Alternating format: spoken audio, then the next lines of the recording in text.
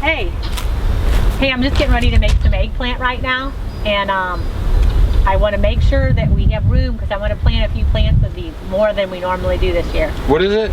This is eggplant. Why do they call it eggplant? Well, I think a long time ago, like in the European people in the 1700s, it was kind of smaller and wider, and it was like a goose egg, so they called it eggplant. All right, so this is Off Grid with Doug and Stacy. I'm Doug. And I'm Stacy. And today we're talking about another Growing Your Health garden series, things that we want you guys to kind of think about planting as we're coming up to the springtime, and you guys are starting your seeds and all that kind of stuff. And today we're going to talk about the eggplant. Yeah, eggplants are kind of neat because they produce very quickly, about 60 days, and you're going to start having eggplant, and they like nice warm weather. So I know a lot of times you'll plant your eggplant and it's not doing much, and then all of a sudden the weather kicks in and it gets warm, and then here they start coming one after another. And the neat thing about eggplant is it really isn't a vegetable, it's a berry.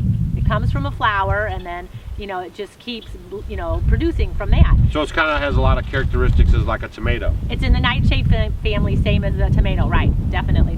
Likes the heat, comes from a flower. One or two plants will yield a lot of the fruit. Right. And eggplants, as you can notice, they have this deep blackish purplish skin, and that's what you want to look at when you guys are planting your gardens. Look for those vegetables and fruits that have that deep purple, black, blue, reds, orange kind of skins, because those are high in something called anthocyanins, and I am a huge proponent. I love the anthocyanin rich foods to plant in your gardens, because by putting those in there, you're going to get the most bang for your buck, as opposed to planting just all corn, where you're not going to get much from that, compared to some of these type vegetables that are rich in these colors. The phytonutrients it's like the compound that makes the skin that color, like a blueberry or black currants are really high in anthocyanins. Red onions, red cabbage, we did a video about cabbage, we'll link that above too.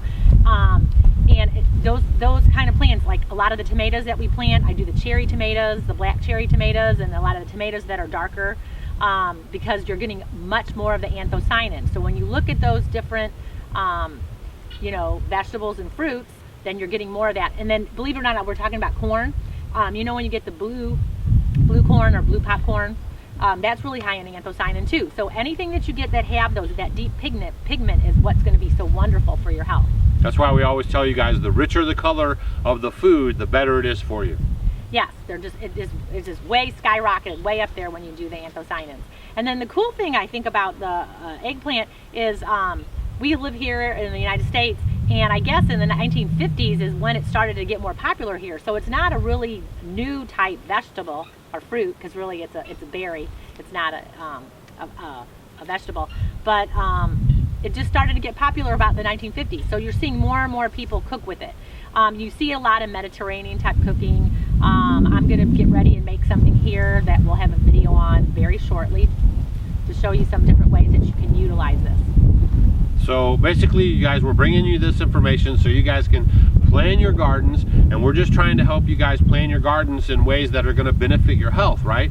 Because yeah, sure, corn's good and people like it, but it has almost zero nutritional value. So we're trying to bring to the table, pun intended, ideas for you guys for your gardening adventure coming up this spring and this summer, so that you can plant plants and berries and bushes and everything that you eat that are going to benefit you for your health and get the most bang for your buck.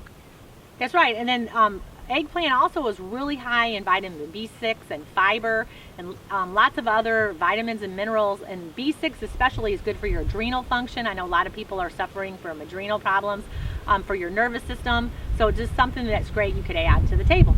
There you go. So this is Off Grid with Doug and Stacy. I'm Doug. And I'm Stacy. And like I said, this is our Growing Your Health series, and hopefully you guys are jotting this information down, planning your gardens accordingly and strategically. It takes a lot of work to grow a garden, maintain it through the spring, summer, and fall. So you guys want to have it in your mind that you're not just doing it just like for fun, you're doing it so you can get the most nutritional value you can out of your food.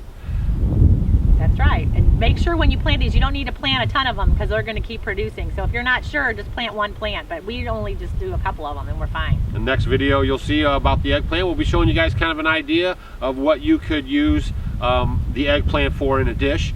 And just so you guys are wondering, yes, 2 days ago it was 28 degrees and snow on the ground, and today it's 60 and it's kind of windy. So we're bringing you these videos just as quick as we're making them. This wasn't like laying around in an archive somewhere, because I know it's kind of funny, because I mean, just like 2 days ago I did that tree video and I had my big coat on, and you know, I was bundled up and it was really cold and there was snow on the ground, and today it's 60 degrees, it's windy, it's warm, it's spring, the animals are all running around, it's kind of crazy. So we know we have more winter to go, but we are getting geared up and excited, just like you guys are, about growing your health. So we'll see you on the next episode. Don't forget to check us out on Facebook, almost, maybe, Instagram and Twitter. See you on the next one. See you guys.